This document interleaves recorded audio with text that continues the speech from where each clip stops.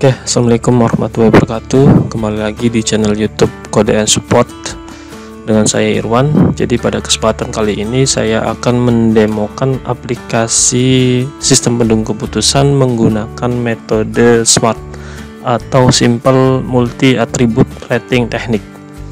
Nah, di sini langsung saja. Jadi sebelum saya membahas fitur per fiturnya di aplikasi sistem pendukung keputusan metode SMART ini, saya akan jelaskan alur singkat dari aplikasi ini. Pertama, pengunjung mengakses halaman utama. Di sini ada beranda. Di beranda itu terdapat galeri motor-motor gitu ya. Di sini seperti lihat di halaman utama ini. Kemudian si pengunjung itu dia akan mencari motor terbaik ya. Dia membandingkan. Nah, bisa lewat langsung klik bandingkan motor atau langsung ke menu bandingkan motor ini. Nah, sekarang masuk ke bandingkan motor ini. Di sini pelanggan atau pengunjung bisa memfilter dari harga ya, misalkan dari harga motor lah. Nah, misalkan di sini harga nyari ini, filter.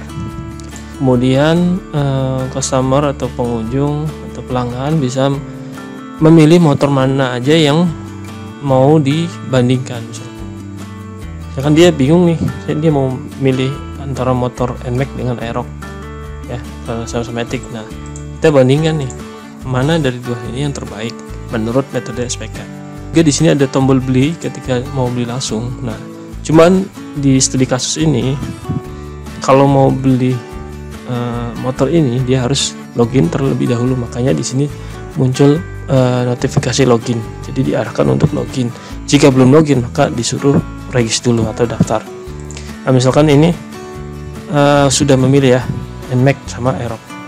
Nah, ini juga kalau belum login diarahkan ke halaman login. Atau jika belum melakukan registrasi, ini bisa diregistrasi. Anggap saja ini sudah registrasi ya. Nah, misalkan saya Irwan. Nah, ini registrasi sebagai pengunjung gitu. Nah, kita tadi alurnya pengunjung mengakses ini bandingkan motor, kemudian memilih motor yang ingin dibandingkan, nah kemudian bandingkan.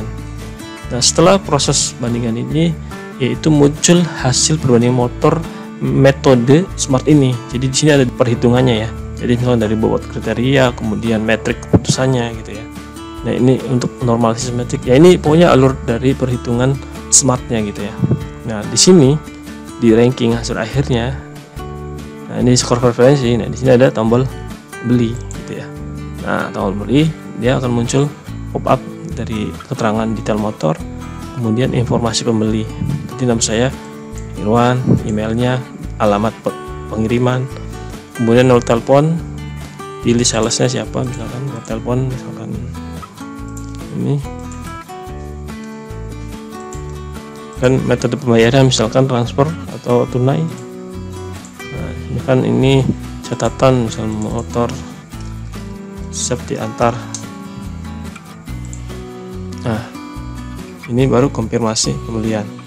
Nah, setelah melakukan konfirmasi pembelian, dia akan langsung masuk ke riwayat pembelian. Nah, ini alur singkat dari aplikasi sistem pendukung keputusan metode SMART. Kemudian untuk tampilan admin untuk mengelola data gitu ya. Di sini misalkan saya udah buat untuk adminnya.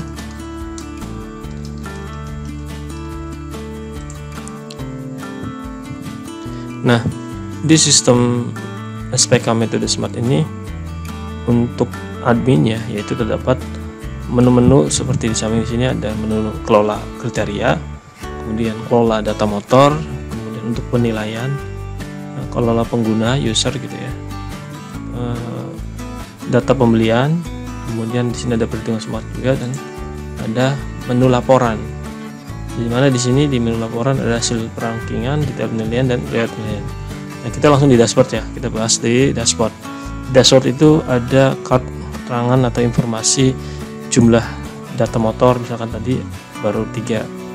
Kemudian pembelian ada 7 gitu ya.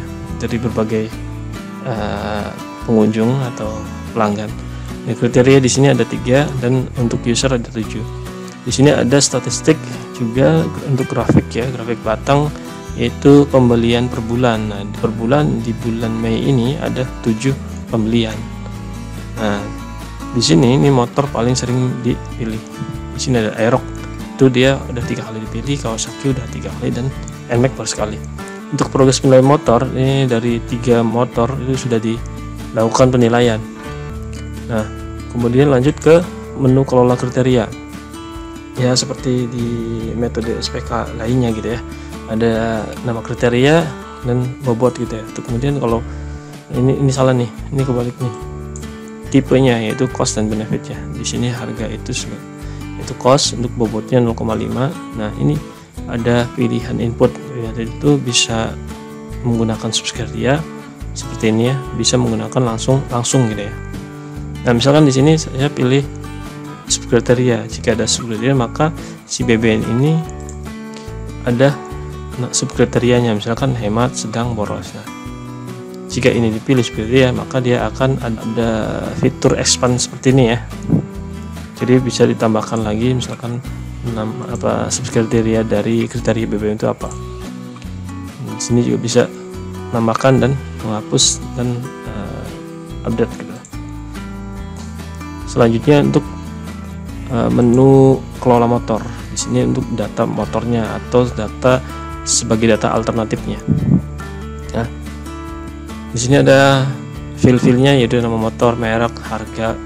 Nah, ini untuk image motornya, deskripsi, keterangan dari data motor tersebut. Ini status tersedia atau tidak di sini ya. Nah, untuk formnya seperti ini, form modal, edit, delete gitu ya. Ini untuk edit, keterangannya. Ini untuk hapus ya. Selanjutnya yaitu di penilaian. Penilaian ini dilakukan untuk menilai masing-masing motor gitu ya, berdasarkan kriteria tadi.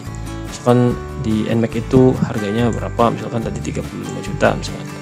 Untuk BBM-nya si NMAX itu misalkan sedang, boros, atau misalkan hemat. Fiturnya itu gimana, lengkap atau kurang atau tidak lengkap gitu ya.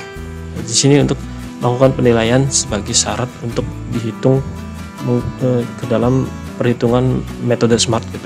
Ini juga bisa dihapus ya. Selanjutnya harusnya langsung ke metode perhitungan smartnya ya di sini. Nah, di sini tadi dari hasil penilaian kemudian bisa dilakukan ini untuk menghitung total semua data motor ya. Kalau untuk data pengunjung itu kan yang dihitung itu berdasarkan motor yang dipilih. Kalau yang di sini yang di admin itu semua motor itu dihitung. Jadi semua motor atau alternatifnya itu semua dihitung. Nah, baru ada nilai preferensi. Kalau di pengunjung tadi yang di awal itu dia yang dihitung itu berdasarkan motor tadi. Misalkan tadi contoh di awal si pengunjung itu memilih motor NMAX sama Aerox. Jadi yang dihitung ini nggak ada Kawasaki-nya misalkan. Perbedaannya di situ. Kemudian lanjut ke kelola pengguna atau manajemen usernya ya. Di sini terdapat 3 level. Yang pertama tadi udah dibahas, yaitu untuk level pengunjung. Yang sekarang ini yang lagi masuk login, yaitu si Andi ini sebagai level admin. Nah, admin mengatur semuanya ya, termasuk manajemen data user ini.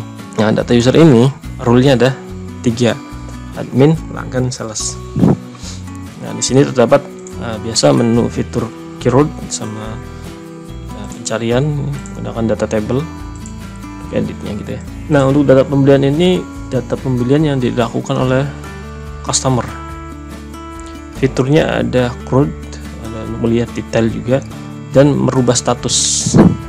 Contohnya di sini ya, misalkan tadi ada pembelian Aerox misalkan. Ini nama salesnya sih DS, tanggal pembeliannya 21 Mei. Ini harganya. Ini kan statusnya masih proses nih, belum disetujui. Dan di sini, nah ini kan statusnya masih proses. Ini bisa juga langsung dari sini edit untuk melakukan proses statusnya ya. Atau langsung misalkan di bagian edit kita pilih statusnya, kan tadinya proses ya. Kita pilih misalkan disetujui lah atau ditolak misalkan. Misalkan ditolak lah. Kita lakukan update. Nah, maka statusnya ini ditolak ya. untuk status pembeliannya. Nah, ini untuk data pembelian di admin gitu. Selanjutnya laporan. Nah, laporan ini ada 3, yaitu hasil rankingan, detail penilaian, dan riwayatnya. Nah, hasil rankingan untuk masing-masing. Nah, di sini di hasil rankingan itu berdasarkan masing-masing customer atau pelanggan. Misalkan di sini ya, ini untuk Putri itu belum ada pembelian, dia udah buat usernya tapi dia belum melakukan pembelian, makanya dia data perhitungan smartnya nggak ada. Nah, untuk Irwan ini kan berapa kali tuh. Nah, untuk Putri misalkan di sini bisa dilakukan cetak ya dari perhitungan smart ini. Nah, di sini ada sistem pendukung keputusan pemilihan motor, laporan hasil rankingan motor ya, nama, email, tanggal cetaknya, hasil perhitungan dan ranking motor. Kemudian untuk detail penilaian, di sini untuk fiturnya ya, bisa mengetahui detail dari masing-masing penilaian yang dilakukan sistem ini sistemnya. Nah, pelanggan hanya memilih datanya, ini motornya. Nah, kemudian ada riwayat penilaian, riwayat penilaian. Jadi misalkan si Irwan, misalkan tadi dia melakukan penilaian, misalkan tadi memilih 2 motor, 3 motor yang dilakukan penilaian.